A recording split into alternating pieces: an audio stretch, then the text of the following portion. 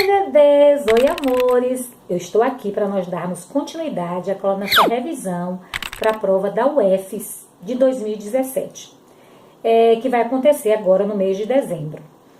Nós vamos partir agora para o bloco 2.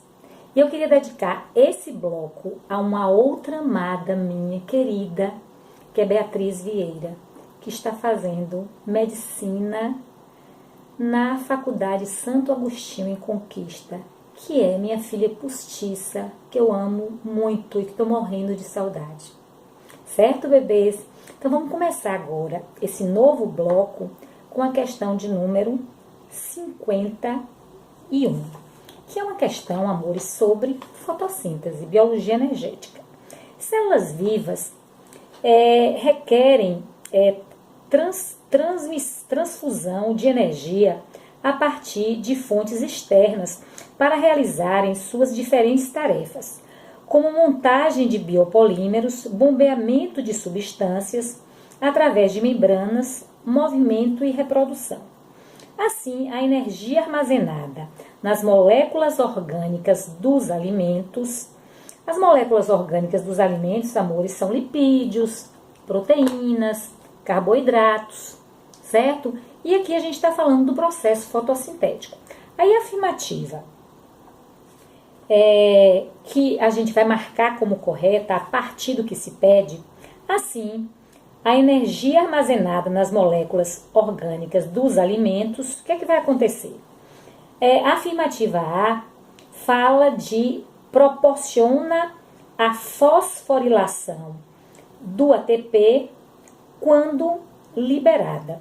Na realidade, gente, fosforilar, você fosforiliza ADP e não ATP, porque você vai tirar o fósforo do ATP para ele virar ADP.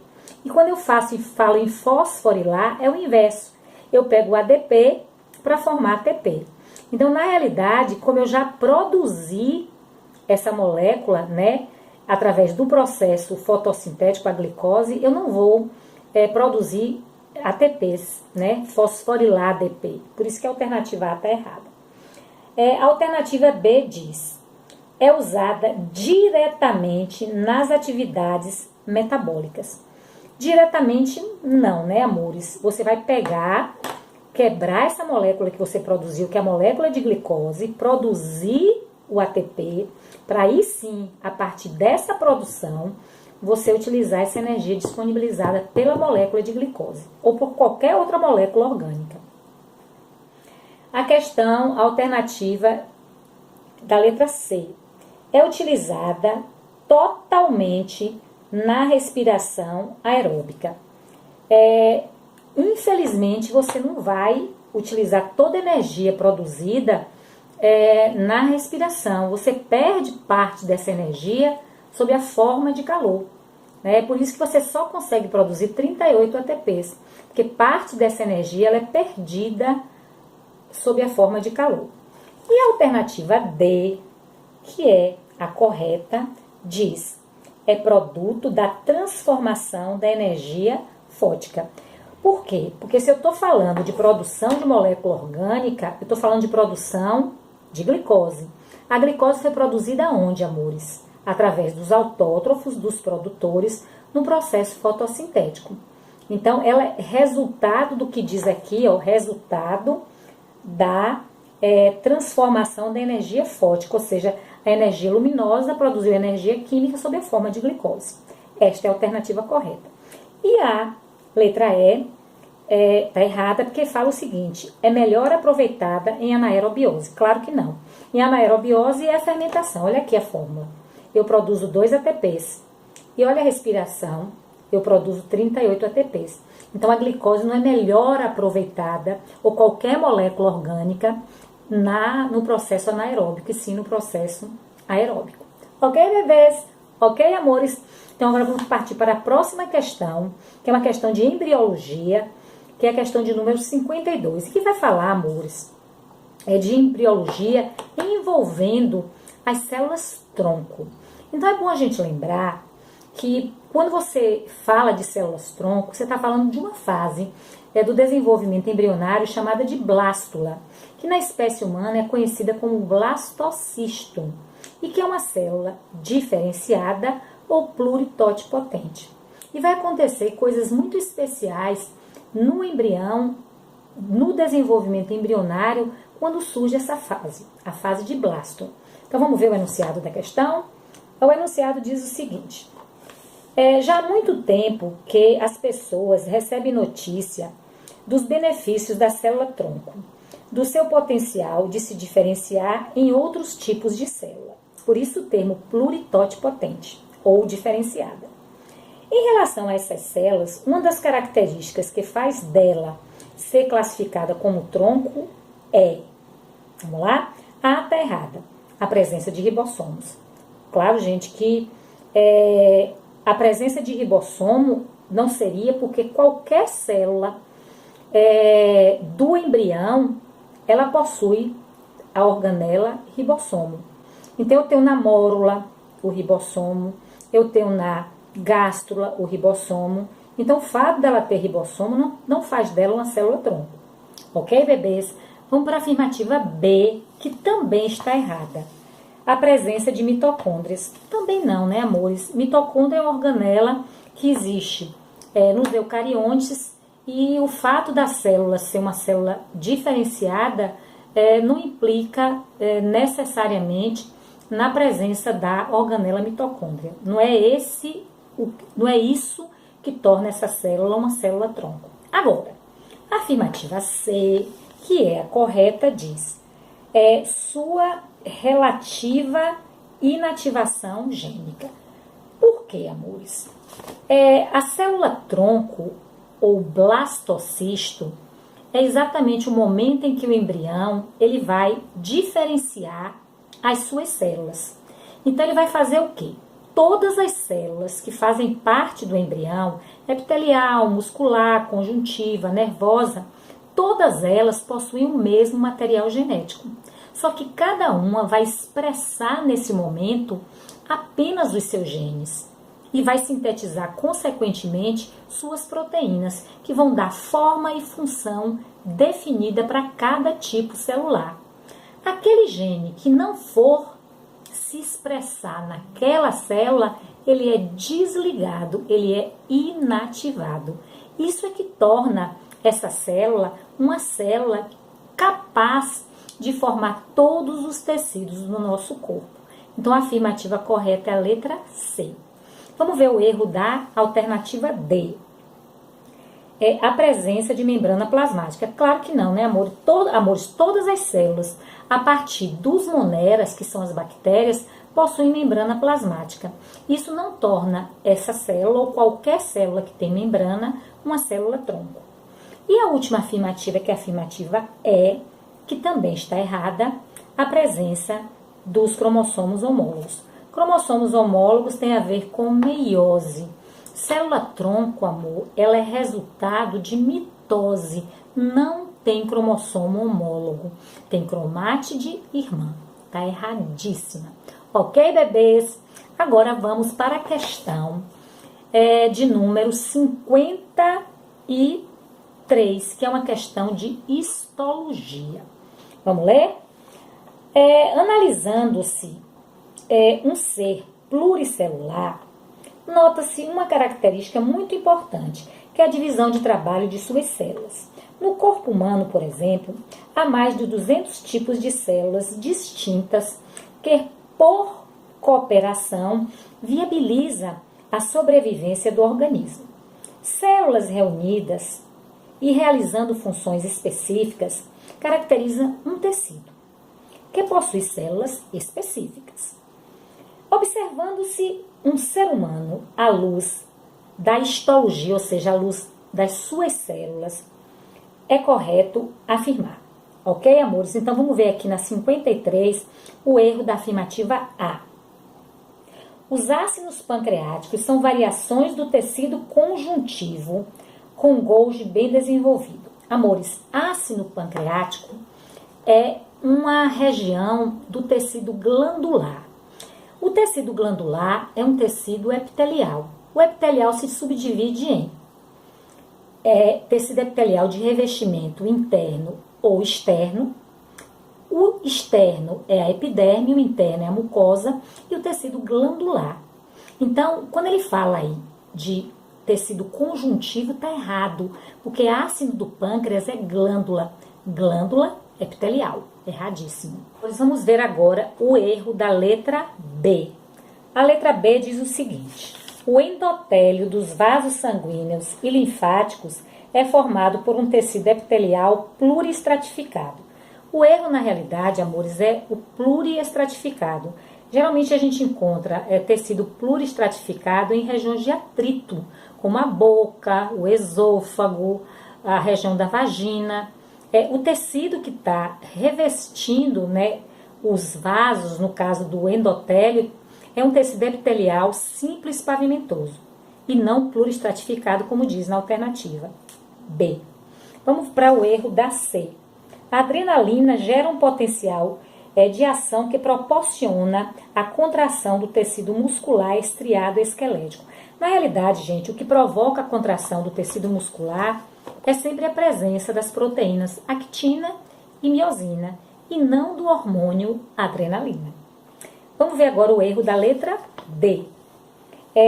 O peristaltismo iniciado no esôfago ocorre por ação de um tecido muscular liso, certíssimo, involuntário, certíssimo, de contrações rápidas, bebês, contrações lentas. Se você fizesse digamos assim, se você empurrasse o alimento do esôfago para o intestino com contrações rápidas, não haveria quebra e absorção de substâncias. Então, o processo ele vai ocorrer lentamente. São quase 2 horas e meia, 3 horas, para que você consiga fazer todo o processo digestivo. Então, essas contrações, elas são lentas. Por isso, está errada. Agora, a afirmativa que está correta, né, que é a afirmativa da questão 53, que é a alternativa E, diz: o tecido nervoso, gliócitos específicos secretam a bainha de mielina, que permite uma transmissão mais rápida do impulso nervoso. Então, na realidade, gente, os gliócitos eles são responsáveis pela liberação dos lipídios. Esses lipídios, por exemplo, a esfingomielina, eles vão ser responsáveis pela formação da bainha de mielina, que está presente especificamente na região do axônio do neurônio, que vai acelerar a passagem dos estímulos nervosos.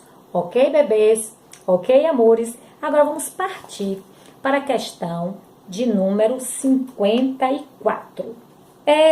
Como se teriam aperfeiçoado todas essas adaptações maravilhosas que vão modificando o organismo, parte por parte, em função das condições de vida que ele suporta, acabando por transformá-lo num ser diferente de seus ancestrais.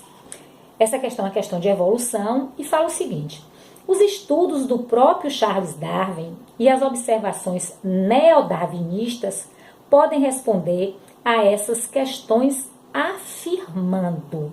Amores, o neodarwinismo, ou teoria sintética da evolução, ela vai resumir o pensamento de todos os grandes cientistas que pensaram e tentaram argumentar a evolução mesmo sem ter tantos conhecimentos, como Lamarck, através da adaptação, como Darwin, através da seleção natural, Mendel, através da hereditariedade, Morgan e Hugo de Vries, através das mutações, e Hard Heiberg, falando da oscilação gênica na genética das populações. Então, o neodarwinismo ele vai abranger todos esses seres extremamente pensantes, esses grandes cientistas que foram todos grandes evolucionistas, talvez não com muita fundamentação científica, mas assim com pensamentos que direcionaram para a atual teoria sintética da evolução. Então vamos ver primeiro a afirmativa A, que está errada. Fala aqui: o organismo se adapta para que assim possa evoluir. Não é bem assim, né? Na realidade, a adaptação ela vem em função de uma sobrevivência desse indivíduo a determinado tipo de ambiente. Então, é o inverso, né? A evolução, ela vai acontecer como consequência, né, de um processo de adaptação lento e gradativo. E, na realidade, ela não vai resumir a teoria do neodarwinismo. A afirmativa B, que é a correta, fala: a essência do processo evolutivo tem sua origem em mudanças do material genético. Ou seja, a gente está falando aí das mutações, que na realidade um dos argumentos do neodarwinismo, que surgiu na realidade no meado do século XX, através de Morgan e de Hugo de Vries. O erro da C. O meio ambiente é responsável diretamente. O meio ambiente, ele não age diretamente sobre o indivíduo. O meio ambiente, ele é passivo.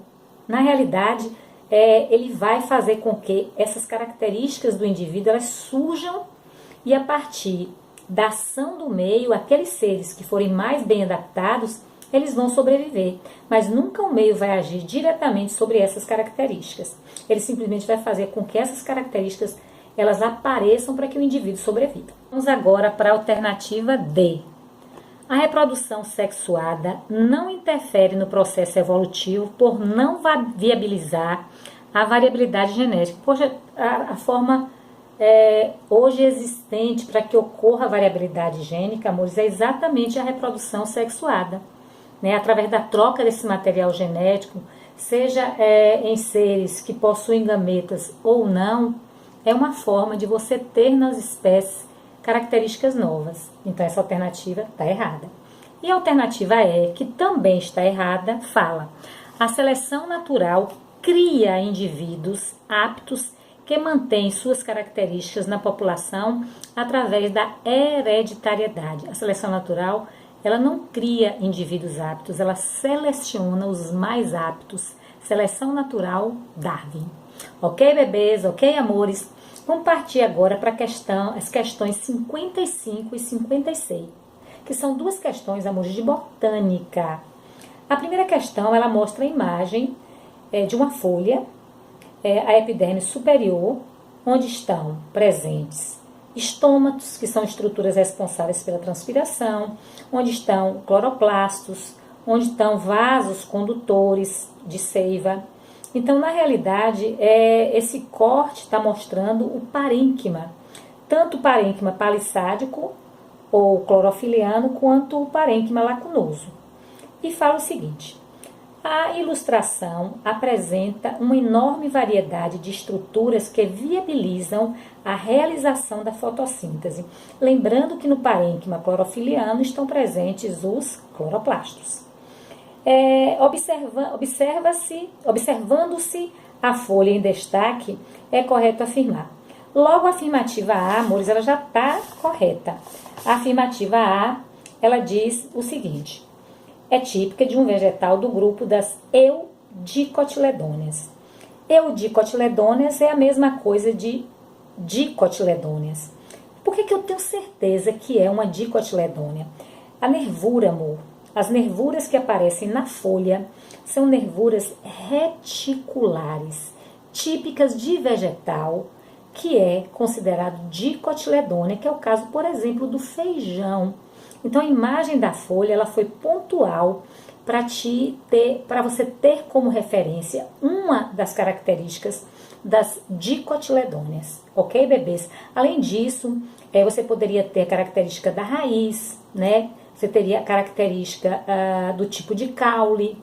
Mas aqui nessa imagem, o que te mostra que é uma dicotiledônea é a imagem das nervuras reticulares da folha. O erro da afirmativa B.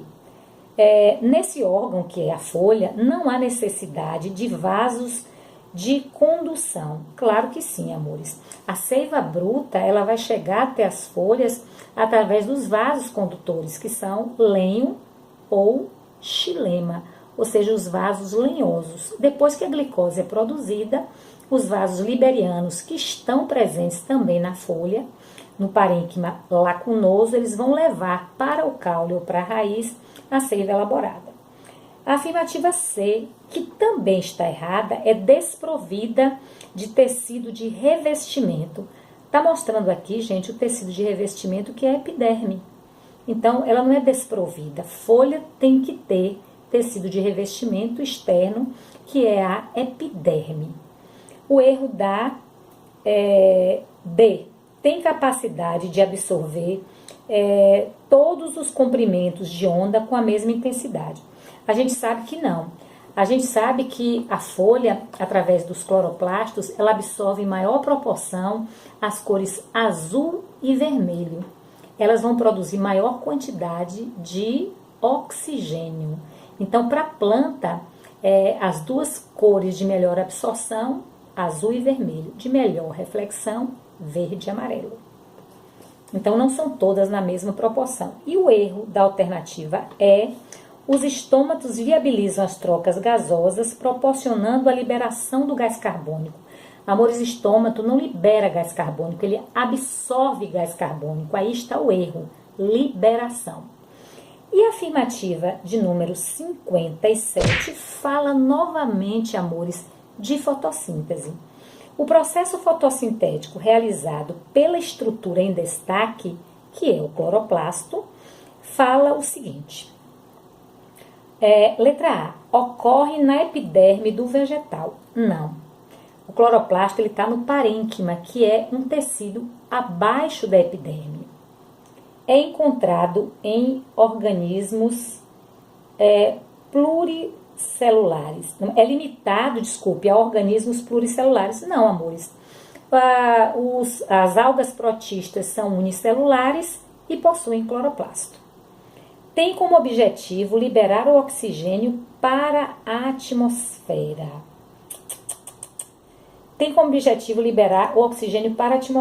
Na realidade, a função do cloroplasto não é liberar o oxigênio.